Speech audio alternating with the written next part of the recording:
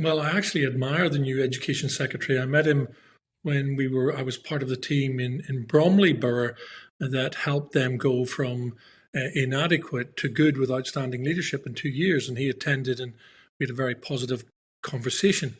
What I have to say in this case, however, is I'm not convinced this will make any difference. The national panel engaging with the local safeguarding partnership, I don't think there's anything new or anything radical that will be found from that. And I think if those people, and I know many of them who sit in those roles, I think if they're honest, they'll say that they already know what the issues are. I think the joint targeted area inspection that he talks about is singularly focused on the multi-agency partnership in Solihull. So therefore, apart from the care review, which has now been running for a period of time, there's nothing looking at this strategically.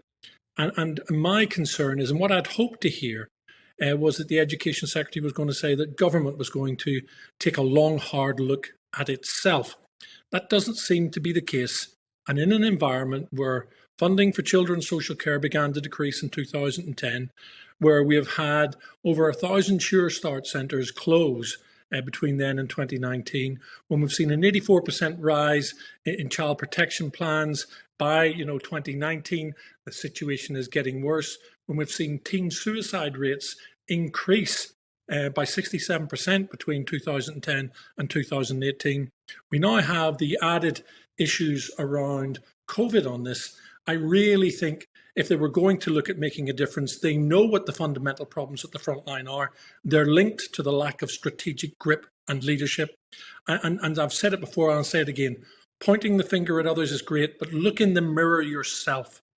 You need to look at the absence of leadership, the absence of drive and determination at a government level to fix those things that have gone wrong during a period of austerity when we've allowed money to go to other places, where perhaps we'd have been much better pushing that money into local authorities, because they're left carrying the can and they're in a very difficult situation. So I'm disappointed.